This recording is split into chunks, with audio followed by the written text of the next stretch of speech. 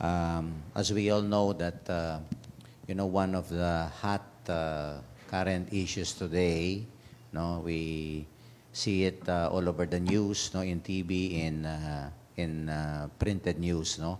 It is this issue regarding people's initiatives, no, at saka itong charter chains. And it is good that CBCP issued an official pastoral statement, no? I like the title. It is about what is good. No, what is good. Okay, and contained in that statement, of course, that bishops, they do not seem to be happy because what is happening, no, in their perspective is really not good, no? Because it's very obvious that, few public servants, no, they are initiating this particular people's initiatives, no? Not really an initiative coming from people. That's why I think we can see some traces of, malice, behind this particular issue. No? Kaya nga ang tanong, what is good? Ito ba'y tama at mabuti? No? Kayun nga. And true enough, this is, I think, a very strong tendency, a strong possibility to all public servants. Or maybe apply to the church, it can also be, one of the great temptations, all of us who are serving in the church. And what is that tendency? Most often, we start, with good intentions, noble intentions, very idealistic, to serve the government, to serve the church. And yet, somewhere along the way, okay, because of circumstances, like for example, it can happen when we have too much craving for power and self-glory. Yan. Kung minsan yung magandang intention, naku, nababalutan na. And there is an erosion, gradual erosion and decline of that good intention. Okay, and it happens, a classical example is the first reading today, the story of Solomon.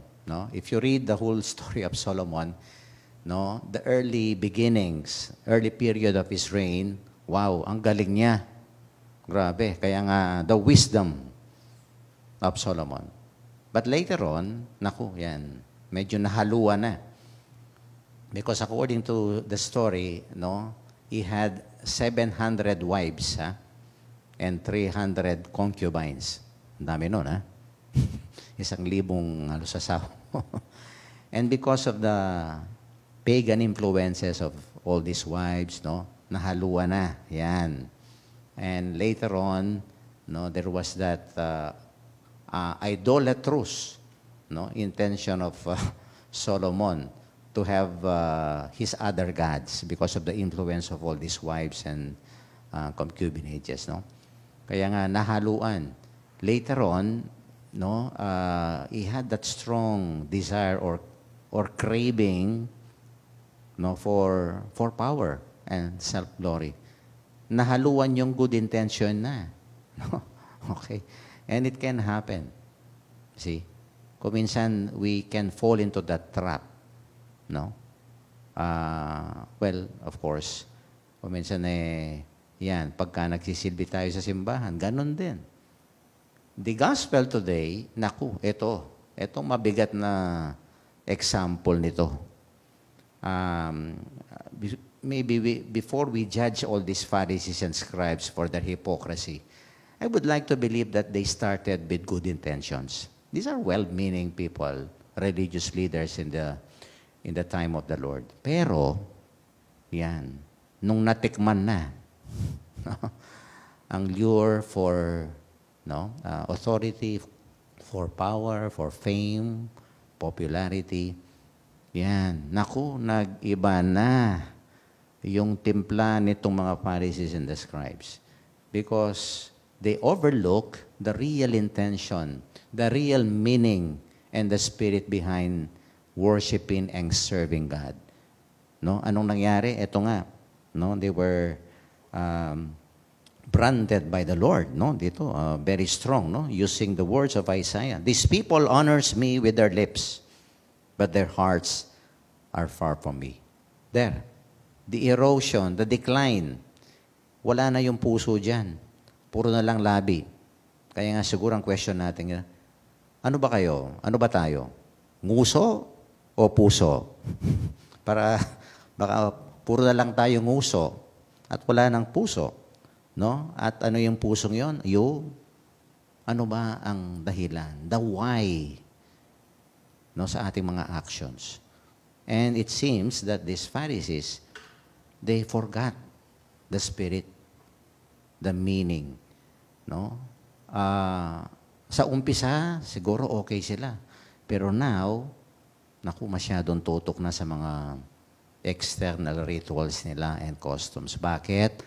Well, they want to impress on people that they are holy. Yan, no? Kung minsan, mayroon na self-glorification. They no longer glorify or worship God.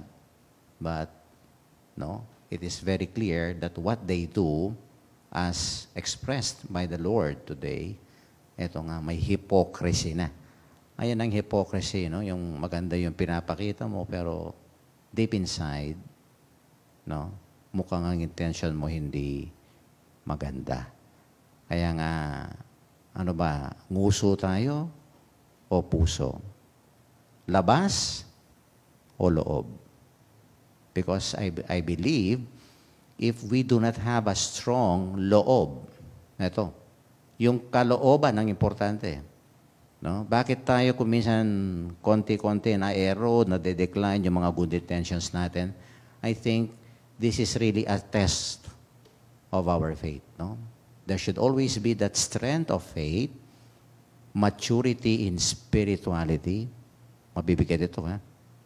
And third, I think, no, coupled with that, no, yung faith, yung spirituality, is really that clear sense of mission.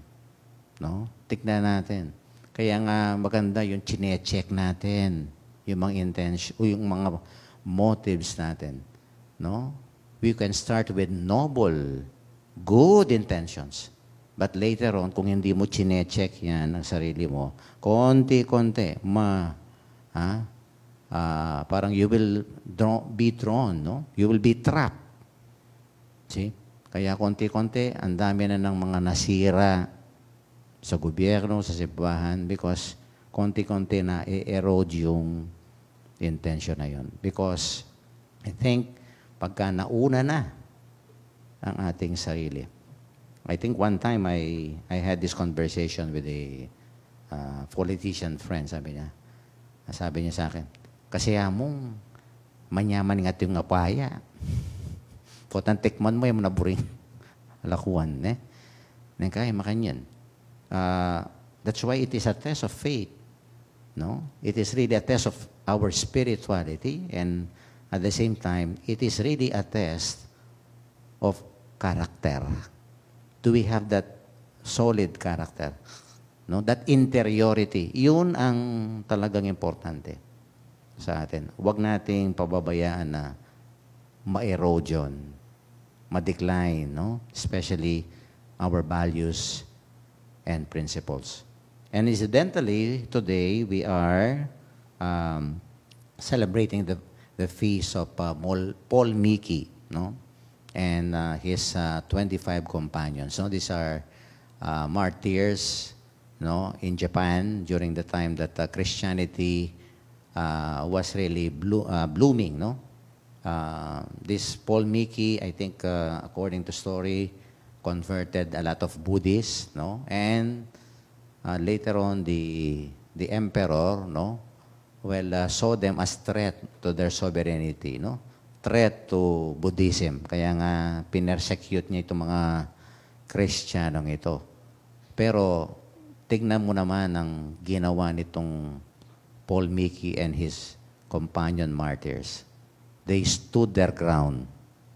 Ito, hindi nag-iba ang kanilang magandang intention to serve God even up to the point of death. And this is what martyrdom is all about. Kung minsan, we do not have that grace, no? Mahina tayo, we fall, no? And we allow our good intentions, no? Na kung minsan yun nga, nag-erode. Konti-konti. No? But these martyrs, wow.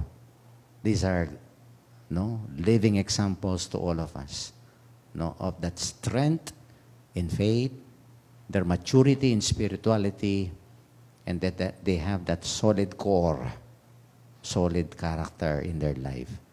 And we pray for that, no? That is I think, a grace coming from the Lord, no? Kung tayo lang, kung minsan hindi natin kaya yan, di ba? Ang daming mga pressures, ang daming mga tendencies sa atin, no? Yung pag-iba ng ating intention. Kaya maganda, i-check natin. Tayong lahat na nagsisilbi sa simbahan, tayo dito sa radyo, no? Why am I staying here? Ano ba talaga ang dahilan? Because I tell you, marami din ang, no, tendency natin pagka nasa media tayo. Well, huy, sikat tayo, ha? No, nasa TV tayo, nasa radyo tayo. No, in fact, this morning I was in the cathedral, no, talking to Cardinal Advincula of Manila. Yan. Galing ninyo dito, ha? Mayroon ba kayong radyo pala? Sabi niya. No. Ikaw ba yung administrator? Yes. So, wow, congratulations. No? Eh kung medyo yung intention mo, talaga? Wow, compliment ng Cardinal yan, ha? Okay. Nandun yung tukso sa atin, eh. When they say, wow, galing mo. Wow, sikat ka. Wow.